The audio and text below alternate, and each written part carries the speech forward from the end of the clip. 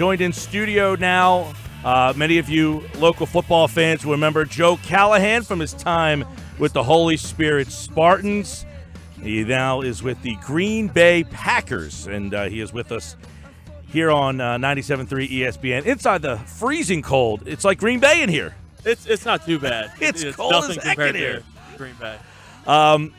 Joe, good to see you, man. And first off, before we kind of get into some football and stuff, we have these special cleats you guys had that week in the NFL where you were allowed to basically show your personalities a little bit. And guys had all sorts of crazy cleats and everything, and really caught the attention of many people here locally that you had this pair of cleats that really highlighted the local Field of Dreams out of Absecon. And it's a pretty cool story, like your friend put them together. And just give us a little backstory on how the idea for the cleats and how he put them together and how that whole came about. Yeah, it was week 13. It was the My Cleats, My Cause week, and I chose to go with the South Jersey Field of Dreams. It's a baseball field in Absecon, close to my house. My family's been involved. Me and my sister both have volunteered when we were going to Holy Spirit. My dad volunteers all the time with Glenn Insurance, and it just was an obvious choice to do that for My Cleats, My Cause. And then my one friend who I'd gone to high school with, and we were high school teammates.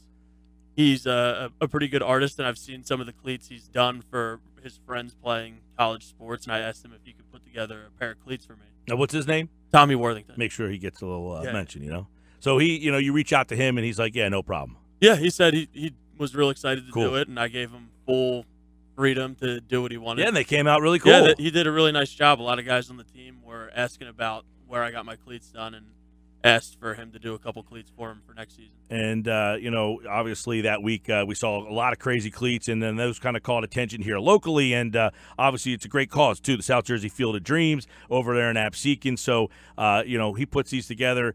And then a couple of weeks later, I guess you make your NFL. Now, you've been, on the practice squad. You bounced around, which I want to talk about a little bit. But you get the opportunity now to be the backup. Aaron gets hurt. Brett Hundley's now the starter, and tell us what's different from being the guy on the practice squad to now being one snap away. Yeah, I mean, the practice squad you're doing just as much as everybody else on the team. And then as soon as Aaron went down, I became one play away from going in.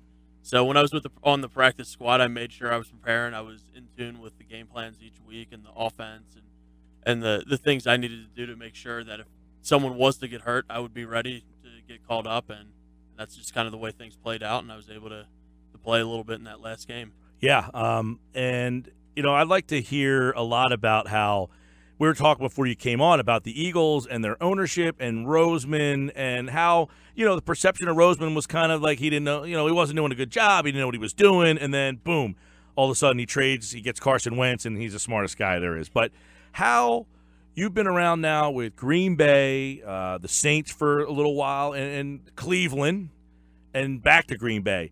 How these organizations run and how that impacts things. It's definitely a crazy business. Like you said, I bounced around a little bit, ended up back in Green Bay, which is something that doesn't happen too often.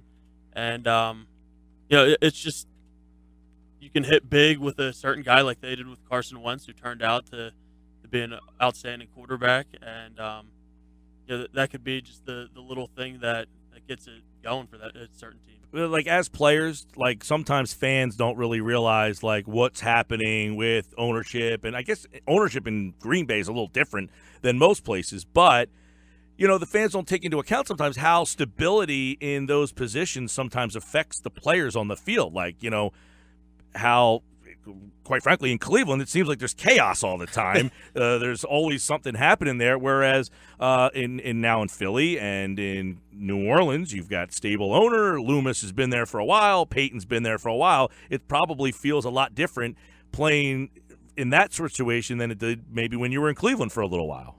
Yeah, it's hard to find stability with certain organizations because everything's so performance-based.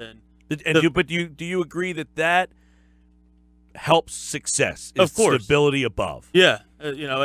Any stability would help, and it just sometimes takes time to find that and find the right people to put in place. You mentioned beforehand, Foles played well, and that was a tough defense. You've watched that defense, I'm sure, on film, preparing for the Vikings a couple of times. Number one, were you surprised at how easily the Eagles were able to move the ball up and down the field on Minnesota? Yeah, that was surprising because, like you said, I've prepared against Minnesota a couple different times now, and they have a really tough defense, a lot of good players on that team, and to see Philly do what they did, they're a scary team right now.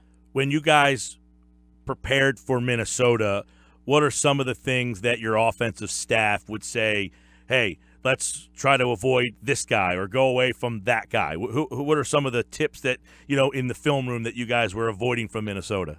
Yeah, it was tough to just single out one guy because you look all throughout that defense, they have a lot of talent, with their corners, their linebackers especially, and then they always bring a great pass rush. So they had a lot of weapons on that defense that you had to look out for. They sure did, and Nick Foles had an unbelievable day against them. I want to go back because we laughed that when you were at Holy Spirit, I did a lot of your games and you didn't throw the ball all that much, right? I mean, so how do you go from being in an offense in high school where you really don't throw to go into a Division III school where you're not getting a lot of attention or you're not getting a lot of people looking at you? How did you get on the radar to get where you are now? I just got lucky. Luckily, my college stats were enough for a Packers scout to have a little interest in me and give me an opportunity to throw for him, which I had 15 minutes after the Monmouth Pro Day was over to throw for a Packers scout, and it was enough for them to invite unbelievable. Enough to invite me to camp, and then just had to make sure I was working hard and making the most of every opportunity that I got. Now, when when you're in high school and your team is really good, but again, you're not throwing the ball all that much, were you getting attention or were you frustrated at all? Like, man, I think I can do more. Obviously you would, probably everybody has that but were you getting a lot of college attention or from even Division III schools, or was that not even happening? I was getting a little attention, but it varied, and it was tough to find a team that was just as interested in me as I was in their team. Right. None of the Division III teams in New Jersey recruited me, so that was a little frustrating. But like you said, I barely threw in college, and they didn't have much to go off of. High school. Yeah. Because when you got to college, you started to throw a whole heck of a lot, right? That had to be cool. Like, that all of a sudden, not only did somebody take a chance on you, they're saying we're going to basically build the offense around you, it seems like. Yeah, that was one of Wesley College's things that they told me, that it was a quarterback-based offense, which I love to hear. They said they love to throw the ball, and they built the offense around the quarterback, so that was kind of a no-brainer. Wild, right? A guy who doesn't throw at all in high school goes to a team that builds the offense around the quarterback. It's funny how that all works out. Well, I also think it would be interesting. We talked a little off the air. Joe Callahan's in studio. He went to Holy Spirit. He's now with the Green Bay Packers. He's home now. You said that once the season's over, whoop, out of Green Bay. Nothing to do there. Yeah, a lot of the guys don't like to hang out in negative 30-degree temperatures. Is it that bad? Yeah. When does it start getting to where it's like unbearably cold? I would say mid-November. It really goes from normal cold to just below negative 10. And you can't go outside. Like you said, the stadium is essentially like if you're driving through Absecon, there's like a bunch of houses, and then here's a stadium. Yeah, right in the middle of a town. There's crazy, people's right? Backyards that they'll open up for parking on game day because it's not a huge parking lot, and you walk across the street and you're at the stadium. It's a pretty interesting, like surreal experience, right? That you're playing for the Green Bay Packers in that, and like that's still the scenario and setup. Like a lot of teams have a lot of history, and I mean they have probably maybe some of the best history, but that they still run it like they did like back in 1950. Yeah, that's riding one bikes of the things to practice they love. still? Yeah, we still ride the bikes during camp every day, and the fans love it. They're selling out practices every time we open it up to the public. Nuts. It's a crazy experience. When you walk through Lambeau that first time out on that field, how cool is that? That was a really cool experience. Maybe your best football, like other than playing in an actual game, Is that like your like moment that you're like, oh my gosh, I am at Lambeau Field? Because it's really like I'm looking at Joe now. He's got like a surfing T-shirt on, a pair of jeans, and like sneakers, like just like a regular dude walking down the street, And here's a guy that gets to play at Lambeau Field. That's unbelievable. Yeah, it's a unique experience. You get chills just running out of the tunnel for the first time, and every time actually. Yeah, every time I would imagine, it's got to be so cool looking up there and seeing that. And then, I guess playing at Holy Spirit, going Division III, and then you're in the film room with Aaron Rodgers. I mean, that's got to be unique. Yeah, the first time he walked into the QB room, I was a little starstruck. But after that, he's just Aaron, and cool. These are the guys I work with. Joe Callahan, we're going to tweet out a picture of the cleats because they are really cool. It was for a great cause, and he was kind enough to bring them in the studio so we can check them out for the South Jersey Field of Dreams. So what's the off season looking like? What do you got planned? Anything good? I'm going down to Florida to visit a friend this weekend, but other than that, just staying in shape, making sure I'm ready to go back. Any are you getting together with like the old high school receivers or anything like to keep yourself fresh? Yeah, actually, the receiver that I throw with all the time was one of my high school receivers, Dan McNair, and we make sure we're out there throwing all the off season. Cool. And I guess the Holy Spirit family, you use the field over there for We're over there working out and throwing as often as we can. Nice.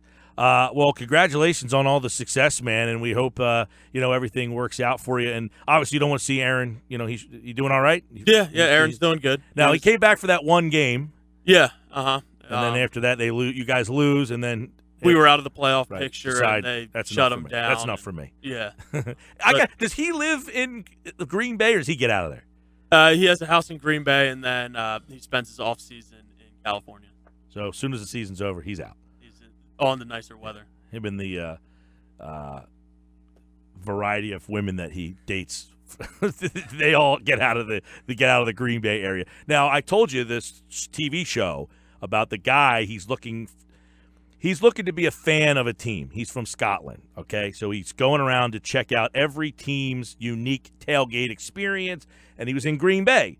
Now, the highlight of the show was this pancake place. You don't know about the pancake place? I have not been to the pancake place. The pancake place is right across the street, apparently, from the stadium. And this is like the place to be on game day. Yeah, well, on game day, I'm with the team, so I haven't had the chance. Well, she said that some of the players, I don't know if on game day, but she said some of the players come in. But Leroy Butler was on the show, and he was showing the guy how to do the Lambeau leap and all that stuff. I'll have to make sure I go to the pancake place.